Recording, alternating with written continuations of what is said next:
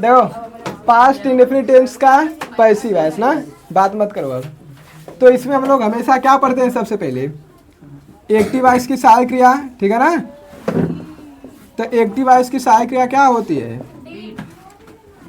Active voice की सहायक क्रिया हो गई डीड। इतना तो किसी को नहीं दिक्कत हुआ होगा। डीड का मतलब टेंस की सहायक क्रिया है। एक्टिव वॉइस की सहायक क्रिया यानी कि टेंस की सहायक क्रिया। और इसके बाद क्या हो जाएगा, आप लिखेंगे पैसिव वॉइस की सहायक क्रिया। किसकी? तो पैसिव वॉइस की सहायक क्रिया क्या होती है? तो यहाँ पर हो जाएगा वाजपेय। पैसिव वॉइस में बस क्या करते हैं ना कि एक्टिव वॉइस की टेंस के अगले वाली टेंस की सहायक क्रिया पीछे लिख देते हैं, समझ में आया ना। जैसे देखो ये हम लोग पढ़ रहे हैं पास्ट इंडेफिनिट टेंस, तो इस अगला वाला टेंस क्या है? Past continuous tense. तब बस उसी के सहायक क्रिया बस पैसिव वॉइस की सहायक क्रिया हो जाएगी, ठीक है ना। अब वर्ब तो किसी को बताने की बात नहीं है जी। वर्ब का थर्ड फॉर्म ये हमेशा होता है ना, इतना में किसी को दिक्कत है? आप पढ़ लेते हैं अफर्मेटिव एंड निगेटिव सेंटेंस, ठीक है ना। आप बताओ फार्मूला में सबसे पहले क्या हो जाएगा?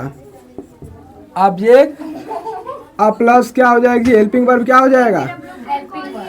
हेल्पिंग वर्ब पैसिव वॉइस की हेल्पिंग वर्ब क्या है? वाज। और निगेटिव रहेगा तो उसके बाद वर्ब का प्लस बाई प्लस सब्जेक्ट का ऑब्जेक्ट। बताओ इसमें किसी को दिक्कत है? देखो अब इसी स्ट्रक्चर पर रखकर हम बना देंगे। जैसे फर्स्ट उदाहरण देखो, राम एब्यूज्ड मी ना, यानी कि राम मुझे गाली दिया। अब तो यहाँ देख बात है कि मार साहब को एकदम कम हुआ गड़बड़ा गया है, लेकिन काम घबराया नहीं है, काम बना है। कैसे? ध्यान दो, देखो यहाँ पर राम है और राम के साथ देखो एब्यूज का सेकेंड फॉर्म है, लेकिन यहाँ पर तो कहीं सेकेंड फॉर्म है या नहीं है। तो तुम याद करो पीछे की बातें, समझ में आया ना। हाँ पीछे की बातें याद करो। पास्ट इंडेफिनिट टेंस के अफर्मेटिव सेंटेंस की में हेल्पिंग वर्ब होगा नहीं करती है, वहाँ पर वर्ब का क्या करते हैं? सेकेंड फॉर्म के प्रयोग से बनाते हैं। तो ये भी राम है तो राम के साथ वर्ब का सेकेंड फॉर्म नहीं जी। राम एब्यूज है, ऑब्जेक्ट है तो बना दो। तो सबसे पहले देखो हमें ऑब्जेक्ट चाहिए, तो इसमें ऑब्जेक्ट मी है तो ऑब्जेक्ट का हमें यहाँ पर सब्जेक्ट लिख देना है। तो ऑब्जेक्ट क्या है जी? तो मी का जब पैसे बनाएंगे ना तो इसका सब्जेक्ट हो जाएगा आई। समझ में आया कि नहीं? अब आई के साथ लिखेंगे हेल्पिंग वर्ब, तो आई के साथ क्या लगता है? वाज या वेयर।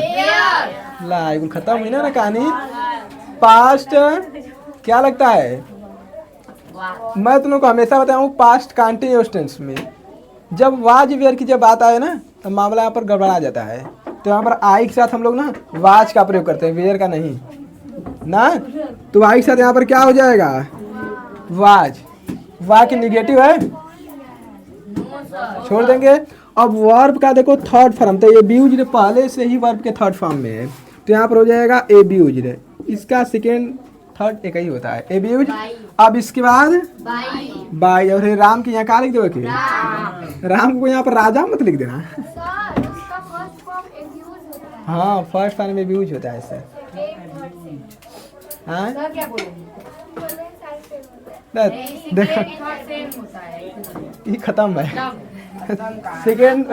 सेकेंड उदाहरण देखो, he did not solve this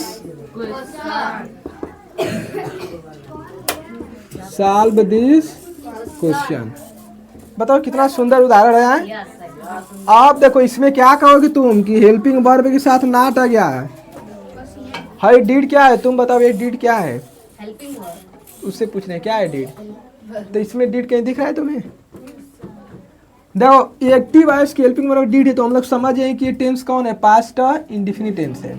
तो इसको भी एकदम उसी तरह बना दो। तो सबसे पहले हम लिखेंगे ऑब्जेक्ट का यहाँ पर बना देंगे सब्जेक्ट। तो ऑब्जेक्ट यहाँ पर है दिस क्वेश्चन, ठीक है। तो यहाँ पर पैसे बनाएंगे तो क्या हो जाएगा? This question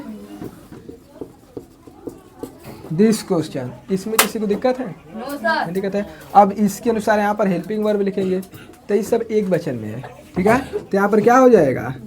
was, was.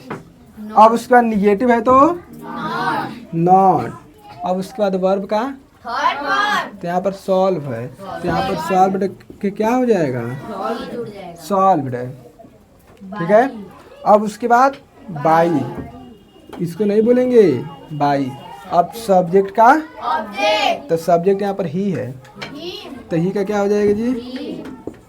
बताओ, किसी को सुंदरता में दिक्कत है इसमें? तो इसको उतारो। तो प्रिंस गुंडा, इंट्रोगेटिव सेंटेंस में क्या होगा? इंट्रोगेटिव सेंटेंस किसे कहते हैं? एक ऐसा वाक्य जो हमसे क्या पूछता हो? प्रश्न पूछता हो। यह दो प्रकार का होता है, एक होता है यस और नो टाइप और दूसरा होता है डब्ल्यू टाइप। यस और नो टाइप का मतलब इसमें वाक्य का प्रारंभ हेल्पिंग वर्ब से होता है, और डब्ल्यू एस टाइप का मतलब इसमें वाक्य का प्रारंभ डब्ल्यू मतलब क्वेश्चन वर्ड से होता है। देखो, तो इसमें हम लोग क्या पढ़ते हैं जी? रूल के हिसाब से पढ़ते हैं ना। तो पहले रूल में हम लोग पढ़ लेते हैं yes or no type. Yes or no type है। इधर देखो, ये पढ़ा दे हैं तो गुंडा मत बनो। देखो इसे यस आर नो टाइप, ठीक है ना। तो इसमें हम लोग पहले में क्या पढ़ते हैं? फार्मूला ही पढ़ते हैं ना। Yes sir. तो फार्मूला हम लोग पढ़ लेते हैं। तो देखो, इसमें यस आर नो टाइप यानी कि इसमें वाक्य का प्रारंभ हेल्पिंग वर्ब से होगा, तो हम लोग भी हेल्पिंग वर्ब से कर देते हैं। तो हेल्पिंग वर्ब क्या हो जाएगी? Was, were. अब यहाँ पर क्या लिखेंगे? ऑब्जेक्ट। यदि निगेटिव हो तो इसके बाद वर्ब का प्लस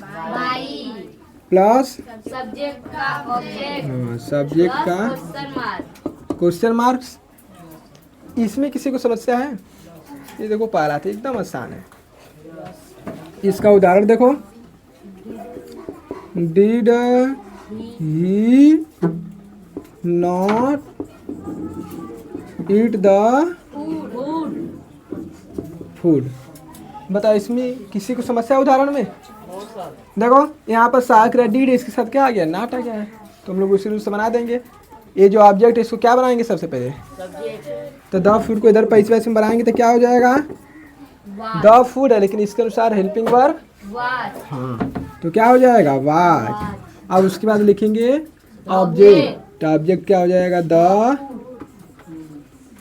द फूड। अब निगेटिव है तो नॉट। इसके बाद वर्ब का तो वर्ब है ईट, तो ईट का थर्ड फॉर्म बहुत सही, क्या हो जाएगा? ईटेन। इसके बाद बाई, फिर सब्जेक्ट का तो सब्जेक्ट क्या है? तो ही का क्या हो जाएगा? ही। दिक्कत इसमें है किसी को? दूसरा रूल नंबर 2 देखो, रूल नंबर देखो 2 क्या होता है? W H type. W H type का मतलब क्या होता है? इसमें वाक्य का प्रारंभ किससे होगा? क्वेश्चन वर्ड से होगा। तो जब इसका हम लोग जब फार्मूला बनाएंगे ना, तो क्या होगा? इसमें वाक्य का प्रारंभ किससे होगा? क्वेश्चन वर्ड से होगा।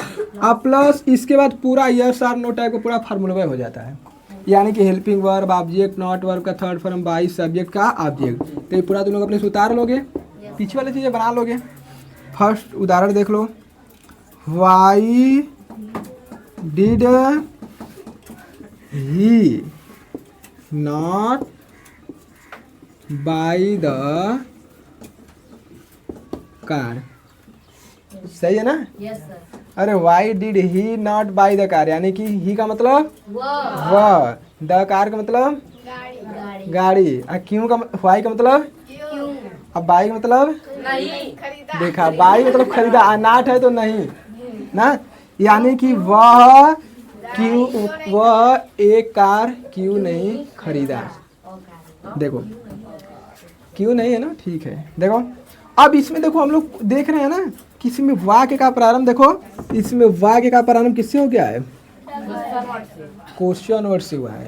तो वाक्य का प्रारंभ जब क्वेश्चन वर्ड से होता है ना, तो हम लोग पैसिव वाइज भी किससे स्टार्ट कर देते हैं? क्वेश्चन वर्ड से।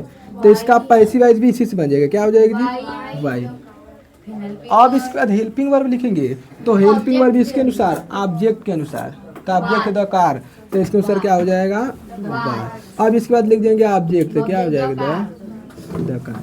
अब निगेटिव है तो नॉट। अब वर्ब का थर्ड फॉर्म, तो वर्ब है बाई, तो बाई का थर्ड फॉर्म क्या हो जाएगी जी बॉट, क्या हो जाएगा। अब इसके बाद कहीं अदर वर्ड्स दिख रहा है तो अदर वर्ड्स को छोड़ देंगे। अब उसके बाद बाई, ही का क्या हो जाएगा ये। बताओ इसमें किसी समस्या है? चलो इसे नोट करो।